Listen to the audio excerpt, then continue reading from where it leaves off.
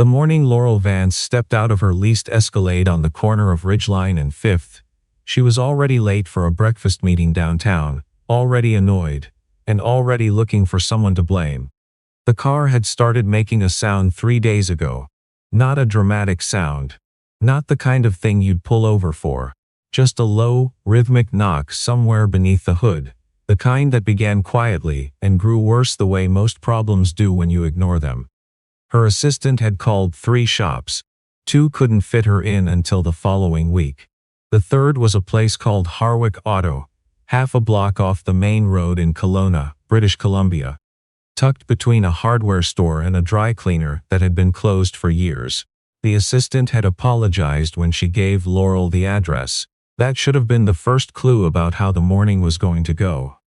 Laurel Vance was 44 years old, and the regional director of operations for a mid-sized hospitality group that managed boutique hotels across Western Canada. She was efficient, well-dressed, and accustomed to places that made her feel like her time was worth something. Harwick Auto from the outside did not look like that kind of place. The signage was faded. One of the bay doors had a dent in it that had been there long enough to rust at the edges.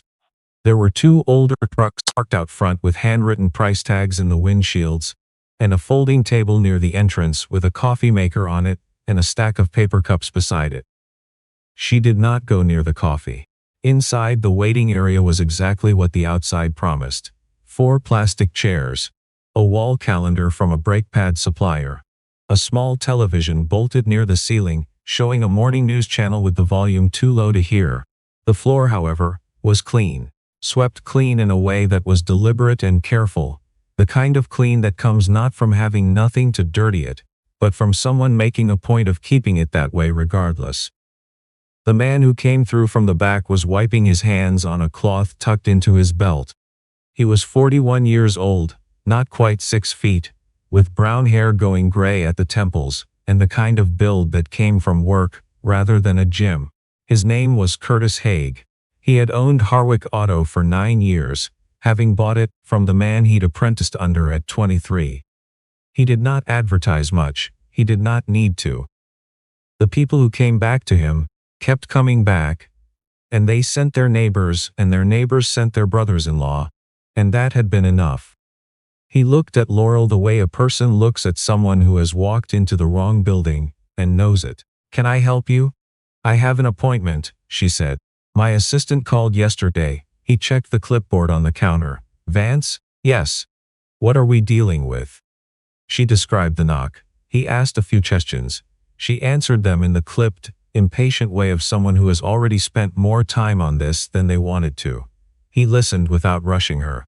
"I can take a look," he said. "How long?" "Depends what it is. An hour to diagnose it, maybe more." She looked at her phone. "I have a meeting at 9. "There's a cafe on the main road," he said. About 6 minutes walking, she looked around the waiting area. Is this really the best option available? In Kelowna?" He held her gaze for a moment. There was nothing defensive in his expression. He simply looked at her steadily, the way someone looks when they have nothing to prove. "You booked the appointment," he said. She left to find the cafe. Curtis Haig walked back through to the bay, where his daughter, Penny, was sitting on an overturned milk crate beside the workbench, doing homework. She was 9 years old, out of school for the day, because the previous afternoon she'd developed what the school nurse had called a low-grade fever, which by morning had resolved itself completely.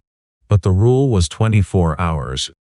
Penny had inherited her father's dark hair and his quietness, and she had brought 3 books, a pencil case, and a small stuffed animal she called Broom. An old gray rabbit with one ear shorter than the other from where the stitching had come undone the year before. She looked up when her father came back in. "Lady didn't seem happy," Penny said. Curtis pulled on his work gloves. "She's in a hurry." "What's wrong with her car?" "Don't know yet." He moved toward the Escalade which he'd pulled into the bay. He popped the hood, probably the heat shield on the exhaust, or a loose belt tensioner. Penny considered this. "Will you fix it?" "That's the job." She went back to her homework. Curtis went to work. It took him 20 minutes to find it. The knock was not the heat shield. And it was not the tensioner. The front left motor mount had cracked. Not completely, but enough that the engine was moving fractionally more than it should under load, creating the knock at idle and a worse one under acceleration. It was not a roadside emergency, but it was the kind of thing that became one if it was left alone long enough.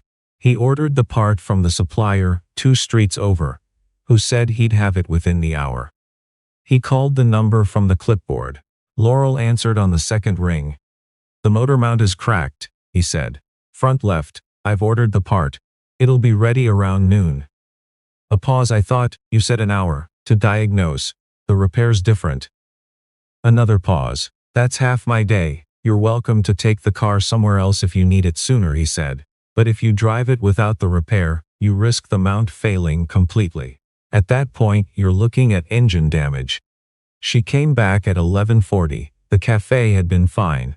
The meeting had been rescheduled. She had answered emails for 2 hours and eaten a piece of lemon cake she hadn't intended to order and that had been better than she expected. By the time she walked back down Ridgeline and pushed open the door to Harwick Auto, she was in a marginally better mood than she had left in. The waiting area was the same. The television was still too quiet, but the girl was there now, sitting in one of the plastic chairs with a book open in her lap, the gray rabbit balanced on the armrest beside her. Laurel sat down in the chair across from her. The girl did not look up. "What are you reading?" Laurel asked, more out of reflexive politeness than genuine curiosity. Penny held up the cover. It was a book about marine animals. The page she had opened showed a photograph of a mantis shrimp. "Is it good?" "It's interesting," Penny said, which was not the same thing, and she seemed to know it. Laurel's phone buzzed. She looked at it, answered a message, set it face down. She looked back at the girl. "Shouldn't you be in school?" "I had a fever yesterday." "But not today?" "No. But the rule is 24 hours. Penny said it without resentment, the way a child says a thing they have accepted. "Dad says the rules are there for a reason even when they feel inconvenient." Laurel looked at the door to the bay. "Your dad, he owns this place?" "Since before I was born." "Almost." "Where's your mom?" Penny looked at her with the calm, direct gaze of a child who has been asked this question before and has decided how to answer it. "She moved away when I was 4. It's just us." Laurel said nothing for a moment. Outside, a truck passed on the main road, its engine loud through the thin walls. "Do you like it?" Laurel asked. "Coming here, I mean. To work with him." Penny thought about it seriously, which was the only way she seemed to think about. "I like watching him," she said. "He never gets mad at the cars. Even when things go wrong, he just tries the next thing." The door to the bay swung open, and Curtis came through, wiping his hands on the cloth at his belt. "It's done," he said. "Mounts replaced. I also noticed your rear brake pads are getting low. Didn't touch them. That's your call. But you should know." Laurel came over and looked at it. She looked at it for a moment longer than the amount required. "This seems low," she said. "That's the price." "For a motor mount replacement? Parts and labor, yes." She looked up at him. "The dealership quoted me $800. I know what dealerships quote." She studied him for a moment. "Why would you charge less?" "Because that's what it costs," he said simply. "I'm not in the business of finding out what someone will pay and charging that. I'm in the business of charging what it's worth." Laurel was quiet for a moment. In her professional life, she dealt constantly with people trying to extract the maximum from every transaction, from every relationship, from every room rate and service fee and upsell opportunity. She was one of those people. It was, she had always told herself, simply how commerce worked. She paid. She tipped. She picked up her keys. She was at the door when she stopped. She turned back. Curtis was already at the counter, writing something on the next work order. "I said something when I came in this morning," she said. He looked up. "I asked if this was the best option available in Kelowna." She paused. "That was rude." Curtis looked at her for a moment. He'd expected her to say, "But it wasn't that." "It was a bit," he agreed. "I'm sorry." In the plastic chair against the wall, Penny had looked up from her book. She was watching her father. He gave a single nod. "I appreciate that." Laurel pushed the door open. The afternoon light came in from the street, warm and flat. She walked out to where her Escalade was parked, started the engine, and listened. There was nothing. No knock. No rhythm of something slightly wrong, working its way towards something catastrophically wrong. Only the engine, even and steady, doing the thing it was meant to do. She sat there for a moment before pulling out. Back inside, Penny had put her book down on the seat beside Broom the rabbit. She was looking at the door where the woman had gone out. She apologized, she said. Did you think she would? Curtis picked up the clipboard. Not when she came in this morning, no. Penny was quiet for a moment, the way she got quiet when she was working something out. Do you think she felt bad the whole time, like, even when she was at the cafe? I don't know, he said. Maybe. I think she did, Penny said. I think she knew right when she said it. Curtis looked at his daughter. She was 9 years old and reading about mantis shrimp, and she had, as she often did, seen directly to the middle of something he had been thinking around the edges of all morning. You might be right, he said. Dad, she said. Yeah. You know what you told me once? About how some people cover up what they feel bad about by acting like it's the other person's problem. He remembered. He had told her that after a situation at school, a girl in her class who had borrowed something and returned it broken, and spent 2 weeks being mean to Penny as a way of managing the guilt. I remember, he said. I think she was doing that. This morning. I think she felt out of her depth and she made it your problem. He set the clipboard down and looked at her properly. Outside, the sound of her Escalade faded down ridgeline and was gone. When did you get so sharp, he said.